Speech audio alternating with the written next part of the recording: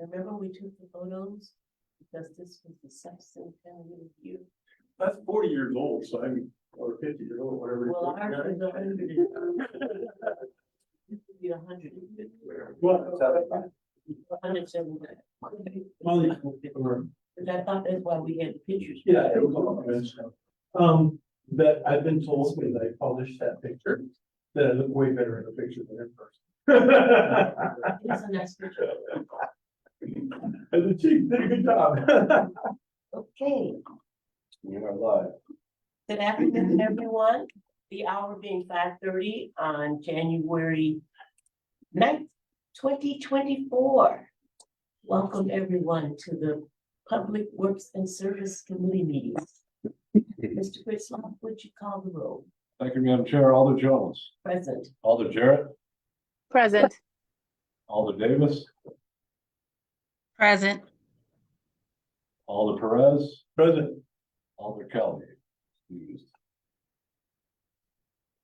Thank you, sir. The first item on our agenda is the approval of the minutes from our November 28th, 2023 meeting. Move to approve. Oh, second. Moved by, was that Alder Jarrett? Yes. Yes. Alder Jarrett, second by Alder Perez to approve the minutes from November 28th. Any corrections? Seeing none, all those in favor, please say aye. Aye. Opposed, the motion passes. First item on our agenda is 1165-23.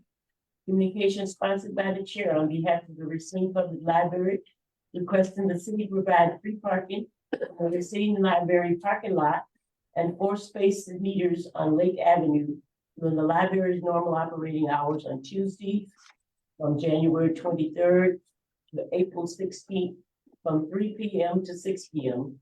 and Thursdays from January 25th through April 12th from 9 a.m. to 3 p.m. to allow the United Way of Racine County Volunteer Income Tax Assistance Program to serve residents at the Racine Public Library. Staff recommendation to approve. Fiscal note, there will be a loss of parking revenue estimated at $6,000. We have Mr. Dipsky, Director of the Library, to speak on this.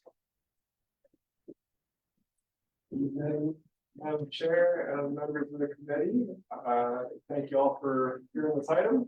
And I'll start just by saying thank you to the city and to Public Works for doing this for several years. This is sort of standard fare. We've asked this annually and you've granted it to us every time.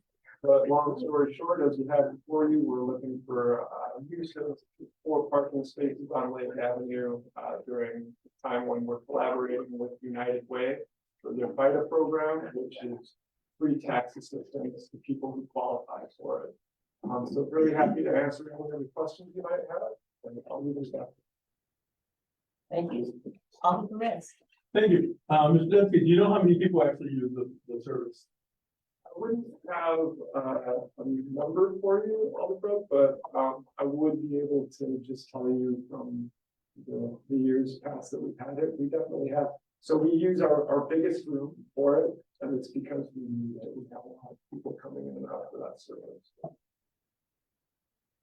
So it's actually inside the library and you're just requesting the parking. That's right. Yeah, there's United Way does their FIDA program at a few different sites throughout the community, maybe even throughout the county. And the library is just one of the sites that does it. So here it says that $6,000 is the estimated cost of the non-use of the meters. Is that always been covered by the city council?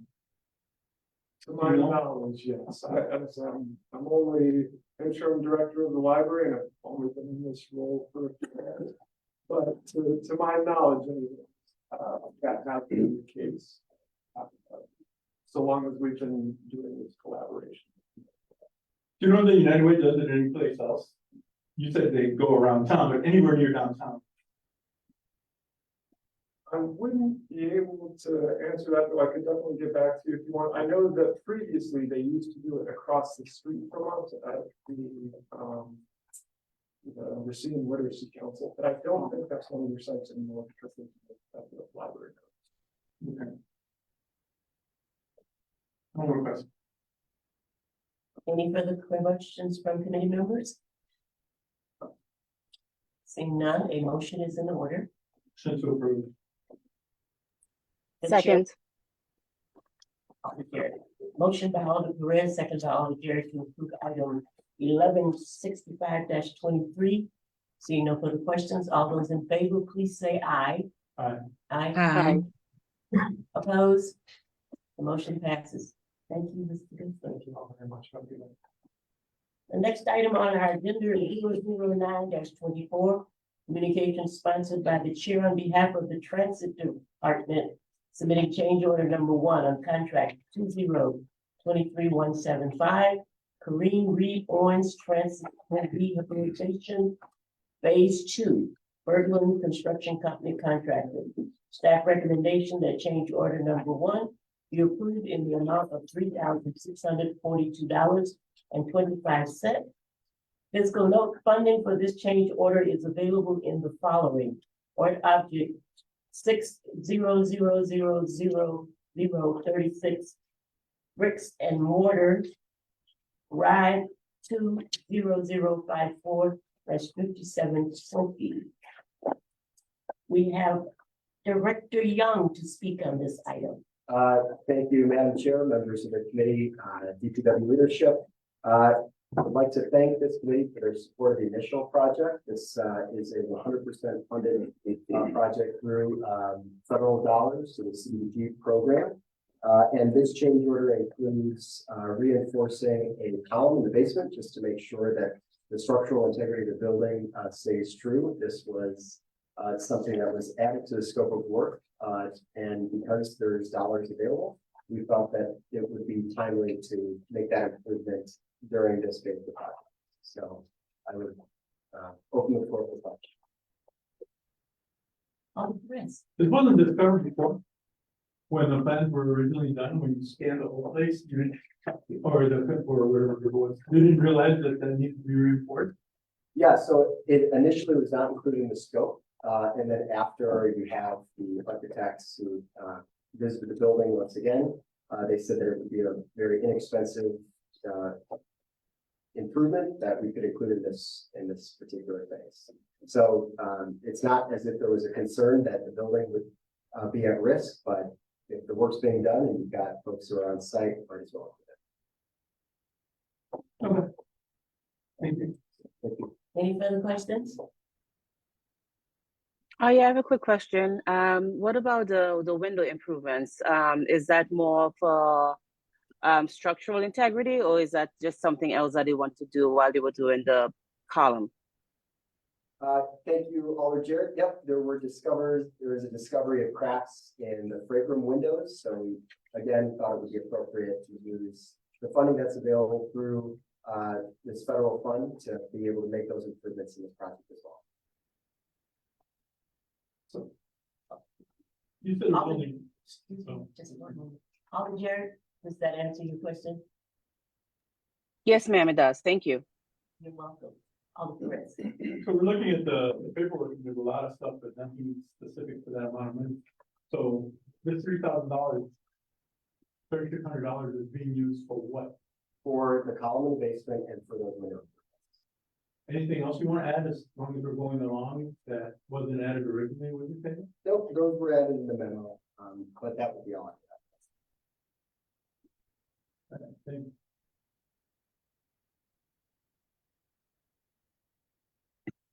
Your question, Alder Perez? Yes, ma'am. Thank you. Seeing no further question, a motion is in order. Move to approve. The chair will second. It has been moved by Alder Jarrett, second by the chair to approve item 009-24. Seeing no further questions, all those in favor, please say aye. Aye. Aye. Aye. Aye. Opposed? The motion passes. Thank you, Director Young. Thank you very much. The next item on our agenda is 1167-23, Communication sponsored by the chair on behalf of Department of Parks, Recreation and Cultural Services, submitting change order number 2, contract 2023224 CDBG Marquette Basketball Bradford Construction LLC contractors. Staff recommends that change order number 2 be approved in the amount of $7,966.30. Physical note funding for this change order is available in Port Object 45150-57110 Parks Land Improvement. We have Mr. Bosher to speak on the item. As we were going off the project, we had a decrease to the silt fence that was deemed not needed. And then as we were going along, we used a little more materials than the estimate was for, so that their total for the $79.66. Welcome, any questions? Alder Perez. What's that stuff? Fence? Silt fence is the little black fence that goes around the edge of the construction area with most of them to keep any dirt or rocks or anything from water washing out and leaving the premises type of. Any further questions, Alder Perez? No. Seeing no further questions, motion is in order. Move to approve. Second. Motion by Alder Perez, second by Alder Davis to approve item 1167-23. Seeing no further questions, all those in favor, please say aye. Aye. Aye. Opposed, the motion passes. Our next item is 008-24. Communication sponsored by the chair on behalf of Department of Parks, Recreation and Culture Services, submitting final payment for contract 2022132 Zoo Pathway Permanent Repair, CW Papiro and Company. Good word. Contractors. Staff recommendation that the work completed by Papiro be accepted and final payment authorized for a total contract amount of $1,121,729. Final payment to include retainage. Physical note, contract 2022132 was authorized under resolution number 0748-22 dated October 17th, 2022. Mr. Bosher. Yes, obviously, I'm sure most of you are aware, all the zoo pathway project's been completed. We've had a few issues over there. As far as I know, all the avenues have been exhausted of doing that. We have made a agreement with the professional service company that they're gonna draw up a little fix for us that should take care of any of the erosion that has been happening down there for this spring. So we will have it completely taken care of in spring. As of now, everybody has completed their portion of the project and is finished for contract. What was the distance of the repair? I don't know the exact figure off the top of my head. I want to say it was just short of 1,000 feet. $1 million for 1,000 feet. Well, that was just bike path distance. Mhm. That was also included all of the landscaping and the riprap and all the stuff along the beachfront there, and that flagstone and ADA ramp and concrete area that is down on the bottom of the valley there. So you said there were still some issues that needed to be repaired, and that's gonna be done in the spring? Yes, we had a slight erosion problem, because I don't think anybody knew that Since the completion of it? yeah, towards the end of the completion, that's why it's taking so long, because we've been going back and forth and trying to get a acceptable fix. So there's a lot of water that comes off the zoo property that nobody knew about. Mhm. So we got some extra erosion in there. We had the big rains this summer where it didn't give it time to have the foliage actually take hold. So we're gonna do a little fix, and hopefully the foliage takes hold and that's material. So what kind of guarantee do we have when a project like that is completed with the unknowns of erosion, waste? Do we have a guarantee? That part, that's kind of the legal department stuff. I'm not exactly sure how that all works. Just to my knowledge, they went through all these steps.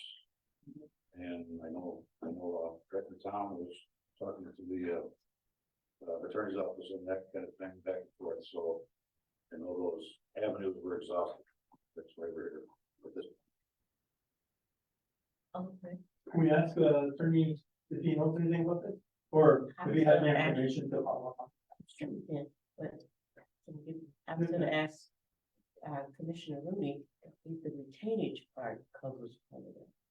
Well, typically, I don't know the complete, details of the contract.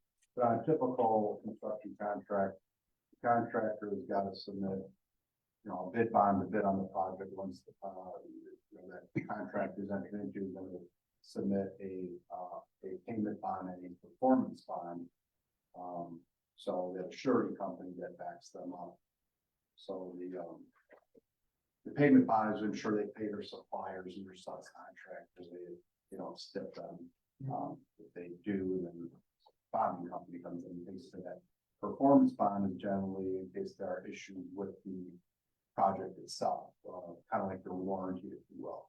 Typical projects, have at least a 1-year guarantee or warranty after the job has been accepted.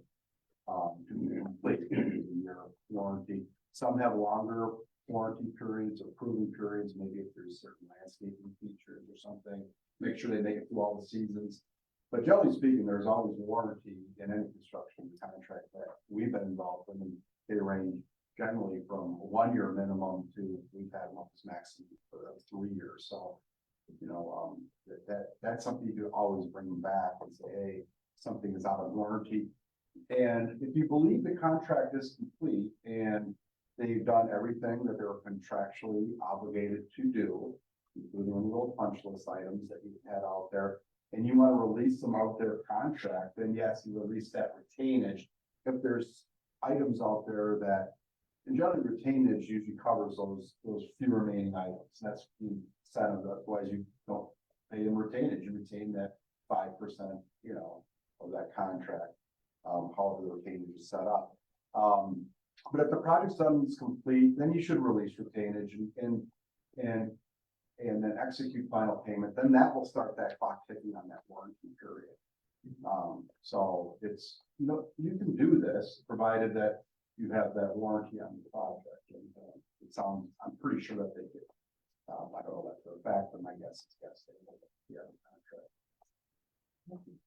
And then if they don't, like I said, obliged to come back and do some stuff on the warranty, they go up in their surety.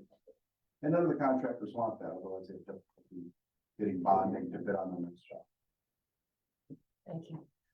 People still need, Yeah. City attorney, have you? Well, I can't tell you for sure with this contract. I certainly wasn't prepared to answer that question. I probably wouldn't have said it as eloquently as John did, but that's essentially the answer that I would give. And I can hold the contract and take a look at it, and I can let you know. But typically there's some sort It's of, a normal. it is normal. Okay. I'm satisfied with that. Thank you. Alder Jared. Yes, and this may have been answered in the whole conversation, but will that warranty cover like something like erosion that happened because the plants or whatever they put there didn't take hold?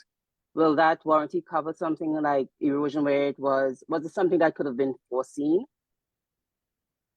That, I believe, is what the avenues were discussed of why this payment is taking so long, that they went back about that. And the conclusions were that everybody did their due diligence, and the professional service company has agreed to provide us with a plan to rectify this situation at no or minimal cost. So that was kind of part of the deal for the fix. So there may be potential payments from the city, like another project to mitigate some of that damage in the future. after this one is paid. Correct, as a percentage of this contract, it'll be very minimal. Okay, thank you. Alder Perez? What's a compliance percentage? On page 32.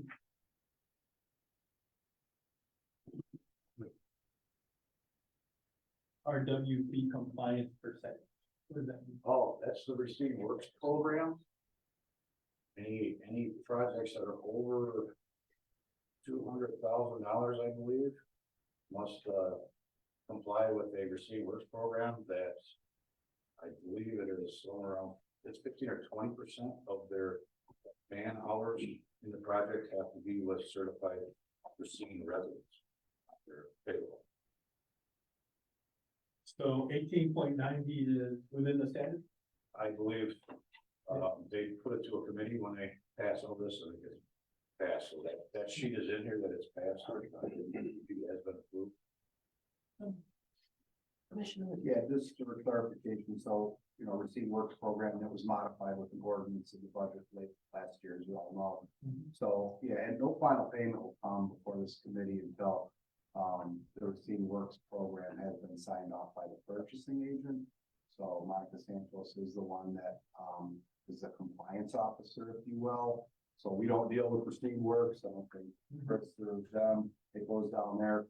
She ensures that the contractor is doing a good faith effort and getting enough labor hours to cover the minimum requirements of the ordinance. And if, she believes that it's been met, then this little affidavit will go in there and then you can make final payment. And if it hasn't been met and the contractor has not made a good faith effort, then generally you'll see this has happened infrequently.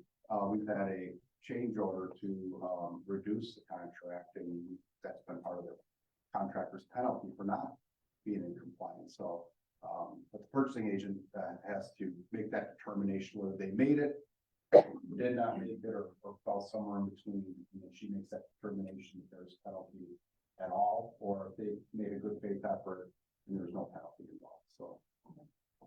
The contractor that was penalized, what, last year? Yeah, we've had the sidewalk contractor Forward contracting, last year, year before, that was a couple years ago, but yeah. they were penalized. They made no good. Sometimes the contractors are looking for residents to do work and they just don't have any luck. And if they don't, you know, they are making that effort through was a WRTP big stuff in Milwaukee, and they just can't find anybody. Not the contractor's fault, they're just not available, but they don't make any effort. And then at the end, they're like, oh, well, we kind of forgot. I don't think that's a very acceptable answer to the purchasing agent. So. Any further questions? Seeing none, a motion is in order.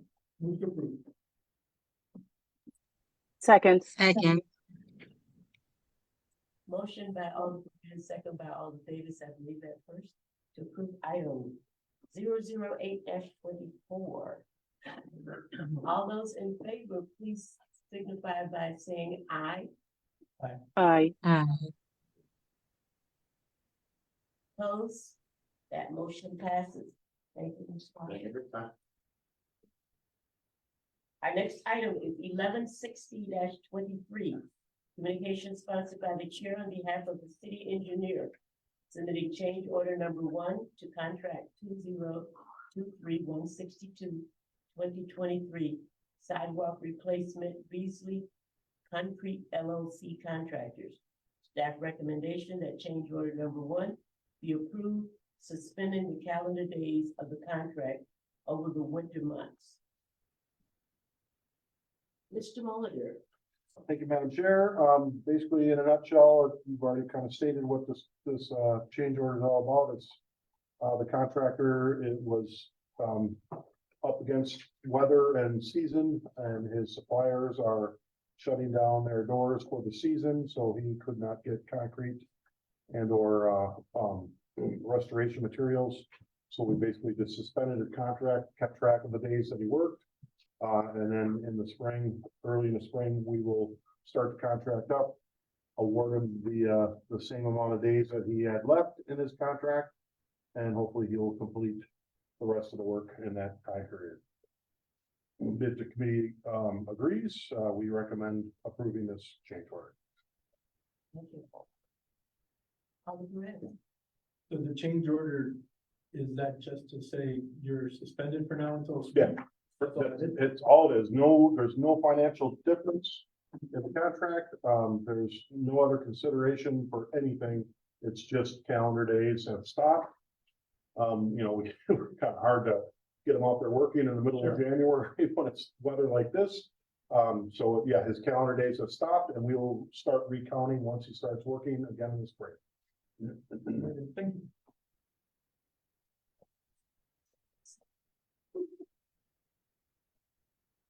Seeing no further question, the motion is in order. Move to approve. The chair will second.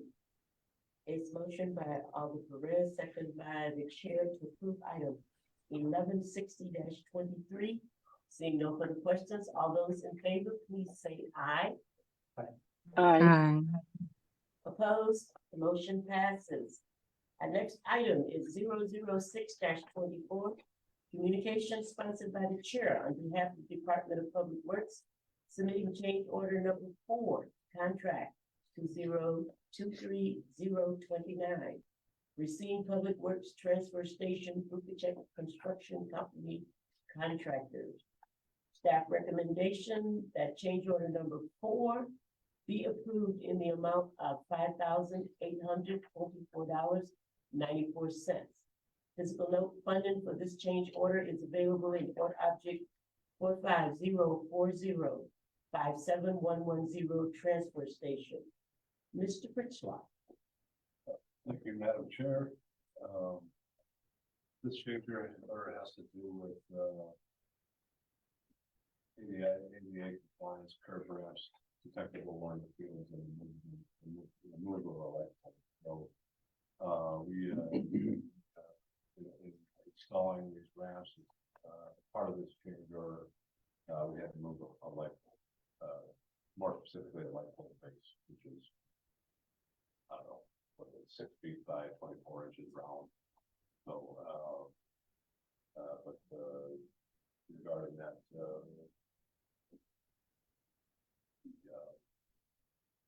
the curb ramps are definitely something I would recommend we approve. And as well as the detectable warning fields, which is what goes on with the curb ramps for disabled people that are virtually assigned. So, I'll open any questions.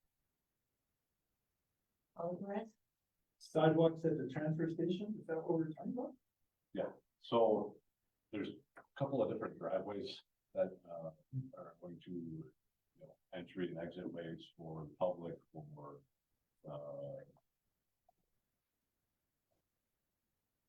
trucks. Most of our trucks will come in on the north end, but excuse me, on the east end, but with the sidewalk being in that location, we need to be able to, traverse across there and allow, folks with disabilities to actually cross that and have those detectable warning fields in place so that they can detect when they're approaching a possible issue with a vehicle that might be coming into that might be encountering. So that's what we're doing there. What does a detectable warning field consist of? So it's about a 2x3 piece of cast iron.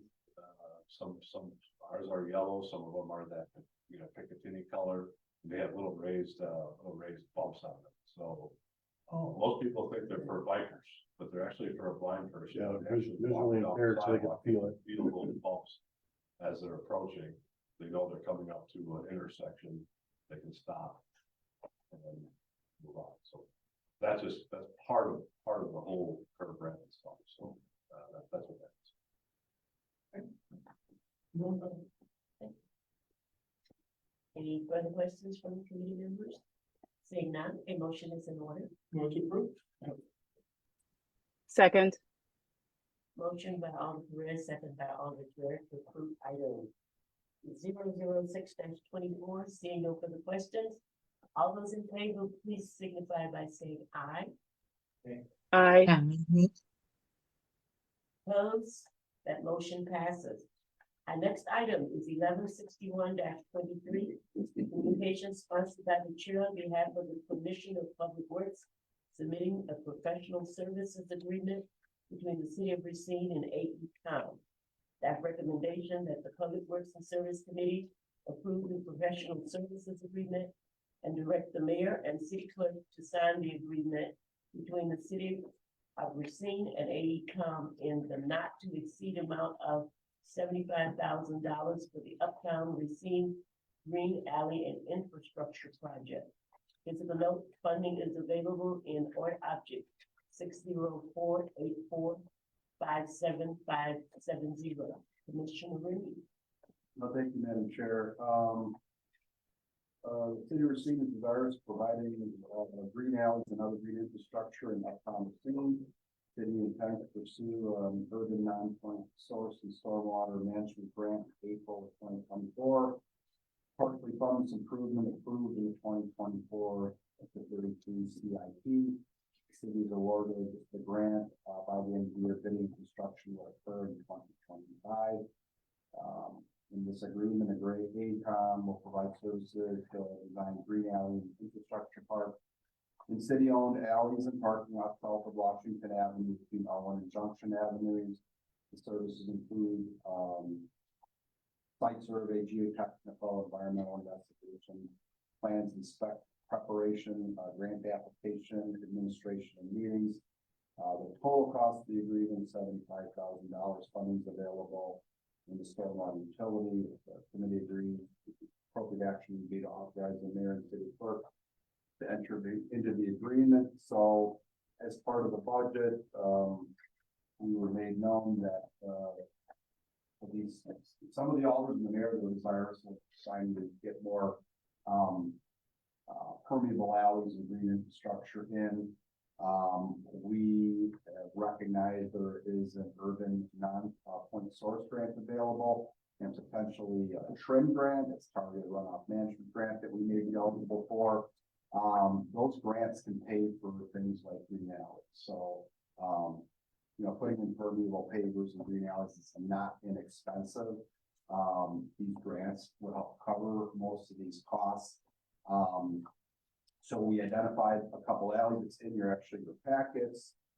This is south of Washington Avenue in the uptown area. There's an unused portion of the parking lot we're planning on using for fire retention, as well as putting permeable pavers through two alleys between Owen and Junction Avenue. You see, we actually have some schematics in here as well as what that will look like. We have to have preliminary plans prepared to apply for the grant. So that's why it's important that we get this started now in January, because the grant application is due in a few months, and then we'll find out later this year if the grants have been approved, and if it is, then we'll put this project in the 2025 budget to construct it with the appropriate grant funding shown in the budget from the Wisconsin DNR. So that's the idea behind this proposal. If you have any questions, I'd be happy to answer them. On the chair. Yes, thank you for that, Commissioner Rooney. Actually, I'm trying to visualize this green alley. What I'm thinking is like a golf course. I don't know why, but is there something similar in Racine that the city has done in the past? Yeah. Can I get an idea of what that will look like? Yeah, I guess, green alley, it doesn't connotate that there's like greenery in the alley, but it's just it's got to be green synonymous to being environmentally friendly. So we did build one. We have one green alley, if you will. It's impervious pavers. And we built it. It's really not in an alley, but it looks just like an alley. And we built it just south of Lakeview Park. So you know where Lakeview is, and they just raised the building there this year. On the south boundary of that park, that's actually a little park road. It's not actually platted alley, but it's the same exact width. It looks like an alley. It talks like an alley. It walks like an alley. So we actually got funding from the DNR to put that green alley in as well. So that majority of all that work was paid for through another DNR grant. So we are identifying this one. So if you kind of want to know what a green alley is going to look like, you can drive over to Lakeview Park anytime before it gets covered with snow and see what it looks like. We have no storm sewer pipes in there. Everything drains through the permeable pavers. It goes into like this recharge bed that we dug. And it filters into the naturally the groundwater and filters out any issues that we have with total suspended solids and helps clean that water before it goes into back to groundwater. So similar is what we'll do over there. Plus, we're gonna also have to do a little bioretention area there as well, an unused part of that parking lot back there that'll capture some more runoff. And we're putting this all together because the more runoff we can capture and clean and take care of, the more attractive the grant is to the reviewers at the Department of Natural Resources. So we're gonna try to lump this together as a project over there and see if it gets funding. If it doesn't get funding, and then we'll make a decision on we want to reapply again the following year or tweak it or do something different. So. Okay, thank you for that. One more question. I'm just trying to understand what we're asking for tonight. There is AECOM, are they the one will be responsible for applying for that potential grant, or what exactly will they be? What is their part in this process? Well, the fee tonight, there's 5 tasks associated with it, and it is in your packet there. I think it's on page 52. So they have to do site survey work out there. If we put together preliminary plans, so that's $8,300. There's geotechnical environmental investigations. Now they don't really need to go through with all of that detail to get the grant application in. That's something that does have to be performed. Then plan specs. And those preparations are around $36,000. These are preliminary plans that need to be developed, so they won't need to spend all that. But if they get approval, then they'll have to final plans out so we can put them up for bid in 2025 and get it built next year. The grant application, they will have to be paid in full for that because that's part of the application effort that they're going to put in. And then whatever meetings we need to finish this project is included in task 5. So if this project isn't approved by the DNR for the grant, my guess is we won't even use but half of this maybe in our effort to try to see if we can capture that funding from the DNR. But if we are fortunate, we do get approved, then we're gonna have them execute the whole thing, and we'll get the plans let out spring of 25, and we'll get the thing built in summer of 2025, provided the council obviously accepts the grant and we get the funding. We will be going to finance and personnel as well and get a grant control number so we can apply for the grant. We'll be doing that in the next month or so as well. That's standard protocol. You're gonna apply for a grant to go before finance and personnel. And then of course we have to come back and have committee and council accept the grant too. So. Thank you. Question?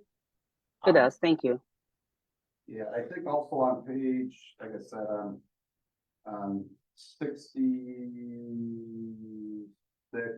in the 60s, there's a couple schematics there of where this is going and what it might look like. So I think just some schematics we have in there. Those aren't plans, but they're just kind of schematic drawings to give you an idea of what this would look like.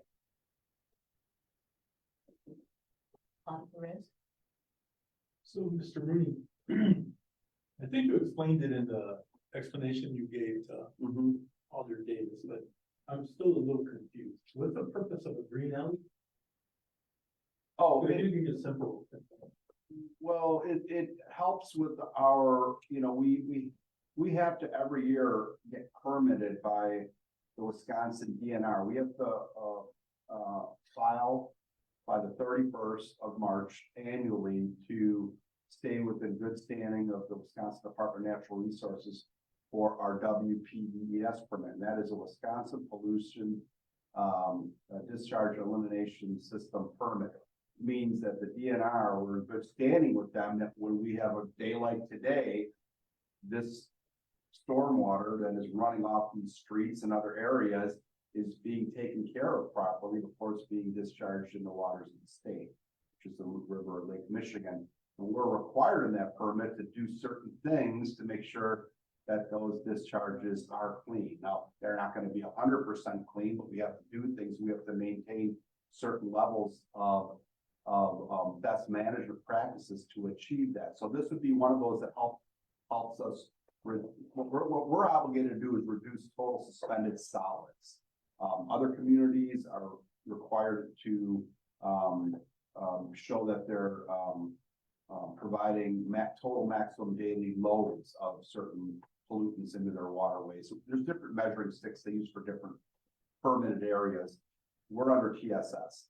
So what the TSS is total suspended solids, that's where all your pollutants, your heavy metals attached to the total suspended solids. If we can get those out of the stormwater flow, that helps not pollute the river and the lake. So we do many BMP projects. We've got them all over the city. Some are very inconspicuous because they're in chambers underneath the pavement or they're off state. You know, one that's somewhat inconspicuous is the end of street outfall. You know, we've got that big device, foot of end of street outfall and sedimentation basins north of it. We use ponds, and we don't have a lot of them in the city, as BMP devices to reduce our total suspended solids. So this is another tool that we're using the toolkit to keep that number up there, because we're required to hit a certain number annually every year and demonstrate that we're keeping, 20%. That's the limit that they want us to TSS out of the flow. So we have to do these types of projects to stay with them and stay in good standing. And these are projects that help us retain that level of discharge that the DNR wants. Someday it may change. We may be looking at different measuring stick. Like I said, TMDLs may be coming our way, and then we'll have to be measured in a different way that we're providing clean discharges. But right now it's TSS. This is a good project that helps reduce total suspended solids. So. What is a permeable? You said something permeable. Permeable pavers. So what we have over on South of Lakeview Park, if you go over there. So these are specific type pavers that are not put together tightly. They What's a paver? Paver would be like, just like you see out on 6th Street there. Those are pavers, right? Those are paving blocks. In lieu of like concrete, you can use pavers. Monument Square is littered with brick pavers. So these pavers are a little different. They're not completely interlocked together, and the water can filter through them. So they still provide structural stability where you can drive a vehicle over them. But it allows the water to go through, and then it goes through a filter bed, and then it goes to that recharge bed, and then it gets back to groundwater. So a permeable paver is a way for when it rains, the water just goes right through the pavement. So instead of having to go, the flip side of this whole thing is if you don't have BMP devices like this, the water just lands on normal pavement. It gets directed to an inlet or a catch basin, a structure. It gets into a pipe, and it gets directly discharged into the lake without any type of treatment of that stormwater whatsoever. It just directly goes from the pavement to the sewer to the lake, and that's where you wash off all those toxins, oils, all those heavy metals come off the roadway. When you have things like this, it actually cleans that stormwater out. We have ponds that we settle those things out. We can dredge those materials out. So this is another tool in the toolbox, if you will, the best management practice device. So, But I see that AECOM is this is a professional service agreement, so there's no bidding necessary to do this, correct? How that is did we correct. select AECOM? And AECOM also is our stormwater utility consultant of choice. They're the ones that helped us create the stormwater utility back in 2004, helped us write all the code that got approved in chapter 98 of the city municipal code. Yeah, so they are integral in everything that we do. They help us manage our stormwater activities, so we stay in the same DNR. And yeah, we've been using them for quite some time. And they did the last green alley as well on Lake. And we took that before this committee, I don't know, 4 or 5 years ago, era when Constructed. we constructed it, yeah, 4 years ago or so. So they did that one as well. Thank you. Alder Davis, your hand was up. Thank you. My question was was actually answered while waiting, so no question. Alder Jarrett. Yes, one last question, and this is Alder Jarrett, Alder Perez. It wasn't Alder Davis that asked the question before. I'm looking at the pictures that you have up here. So I know that's like the bank on that corner. Any of these costs, if the grant goes through, any of those costs will be assessed to any of the businesses around that area? No, that's why we're seeking the grant funding. Typically, alleys are accessible. I mean, we have preliminary resolutions coming up on the agenda here. But when we get we can get grant funding for something like this, then we don't have to assess the property owners for the improvement, because we'll get, hopefully it's a state DNR grant to pay for it. So what we did over on Lakeview, that wasn't, there are properties that abut that road too. To the north end of Chatham. They weren't assessed for that project because we got the grant funding. Thank you. The city of Racine is pretty much 50% property owners on these alleys, so. Yeah, and exactly, great point, Era. We're also, since we own municipal lots next to the alleys, we're the abutting property owner as well, so for the lion's share of this work. And we're the abutting property owner on the north side of Lakeview Park as well, so. Did that answer your question, Alder Jarrett? Yes, ma'am. Thank you. Alder Davis. Yes, not a question, but just a statement that's saying that I'm in agreement with this here, as it goes with future plans of improvement in Uptown. So I like seeing this on the agenda for today. Thank you. Seeing no further questions, a motion is in order. Move to approve. Second. Motion by Alder Perez, second by Alder Davis to approve item 1161-23. Seeing no further questions, all those in favor, please say aye. Aye. Aye. Opposed, the motion passes. The next item is 1168-23. Communication sponsored by the chair on behalf of the Commissioner of Public Works, requesting approval for an easement on city-owned property at 6300 21st Street, as requested by We Energy. Staff recommendation that the easement request on city-owned property at 6300 21st Street be approved. Further, that the mayor and city clerk and necessary city staff be authorized to execute the easement document as requested by We Energies. Mr. Christopher. Thank you, Madam Chair. This is a request by We Energies to furnish and install a transformer on our property. Long story short, we can't operate the transfer station without power. This is the vehicle by which we will receive that power. So, from our perspective, this is a needed easement, and we'll request approval. I'm glad to answer any questions. No questions. A motion is in order. Move to approve. Second. It is a motion by Alder Perez, second by Alder Davis, was it? Yes. Okay. Yes. 1168-23. Seeing no further questions, all those in favor, please say aye. Aye. Aye. Aye. Opposed, the motion passes. The next item on our agenda is 1162-23. Communication sponsored by Alder Jones on behalf of the Department of Public Works, requesting a preliminary resolution for paving the following streets. Staff recommendation that a preliminary resolution be introduced for the paving of the streets listed above. Physical note, these are accessible city projects. All costs will be paid by the abutting property owners. Mr. Mullender. Thank you, Madam Chair. Basically, so I don't have to read all these streets, but this is basically the announcement stating that these are the streets that we are going to bring to public hearing this year. This is a preliminary resolution stating just these are the streets. If the committee agrees, or agrees with me, that we recommend approval of this preliminary resolution. Can I get Alder Jarrett first? Since her hand was up. Alder Jarrett? Thank you, Madam Chair. Just to confirm, Commissioner Rooney, I think I've been through this one before. So we're just bringing this to the committee, and then the letters will go to the people in some of this is in my district. This one's like right down the street from me.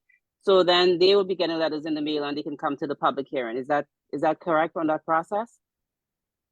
Yes, so, if you do remember, this was another item that was, codified by ordinance in the budget process at the end of last year. And one of the changes that was made to, accessible street paving is that we used to wait 5 years between bringing streets forward if they had got deleted by common council. So now we can bring streets that haven't been that were deleted more than 2 years ago. So some of these streets on this list, when we do hold the public hearings, we will indicate the year of last public hearing. But yes, that is correct. We also in the ordinance, I believe, Alder Trillian had the language changed slightly that we provide 10 working days instead of calendar days, give a little more time for that notification. So after the preliminary resolutions are approved, then city engineer's office will get to work preparing commissioners' reports, which I will review and sign. Those will indicate how much each property owner will be assessed for the project based on their lot width. Once we determine that, then that's what those letters are generated saying we're having a public hearing and this is the potential amount you may pay and here will be the public hearing date. So yeah, that's all connected to this Alder Jarrett. And looks like Arrow will, we discussed this earlier, will probably be having those public hearings starting in early April, correct? Correct. 2 in April or 1 in I think we'll have 3 public We have hearings 3, total to cover the streets on this item and the alleys on the next item. So we'll be holding 3 public hearings this spring. Okay, great, thank you. I know some of these, just looking at some of these addresses, I know a lot of those property abuts, they're like apartment buildings over there, especially on Biscayne Avenue. So, okay, thank you. Yeah, they will go to the owner of record, the letters, not to the resident. So they do go to the person that pays the taxes on the property. Sounds good, thank you. Yeah, not the occupant. Any further questions? Seeing none, a motion is in order. Move to approve. Second, Motion by Alder Perez, second by Alder Jarrett to approve item 1162-23. Seeing no further questions, all those in favor, please say aye. aye. Aye. Opposed, the motion passes. Our final item for this meeting is 1166-23. Communication sponsored by the chair on behalf of the Commissioner of Public Works, requesting a preliminary resolution for paving the following alleys. Staff recommendation that a preliminary resolution be introduced for the paving of the alleys listed above. Physical note, this is an accessible alley project and therefore all costs will be paid by the abutting property owners. Mr. Hollander. Thank you, Madam Chair. Similar to the streets, these are all the alleys. The ordinance was changed so the Public Works Department could bring these alleys in front of for a preliminary hearing and eventually a public hearing and possibly to a project. As far as alleys go, there is no year limit to when they are. We are going by the 25 lowest rated pavement rated alleys that we have, and we will be doing this at from now on as a 10% after this year. But this first year, we are bringing all these alleys, and as you see, this is a very long list, hence why we are going to be breaking this up into, two separate, public hearings for the alleys. If the committee agrees, we recommend approval of, the preliminary resolution. Commissioner Rooney. Yeah, just to expand on what you said, this is a long list of alleys, but again, the common council at the budget, hearings, codified ordinance that for this year, we bring the lowest 25% of the alleys in, and then subsequent years, we'll be going to the lowest 10, so I don't think you'll be seeing lists as long as this in subsequent years, but we were directed by council to bring the 25 worst in. Yeah, on top of that, the bottom 5 alleys listed on the second page were recommended by alders.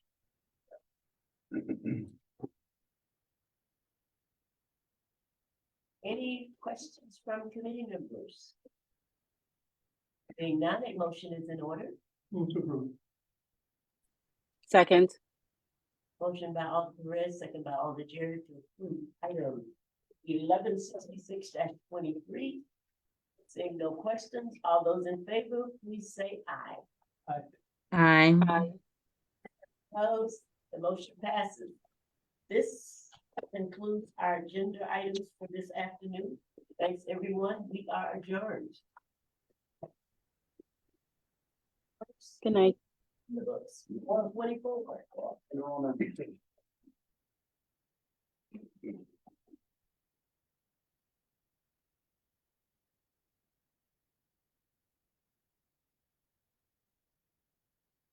Did we beat it? See any of them? Yeah, well, that's a good thing.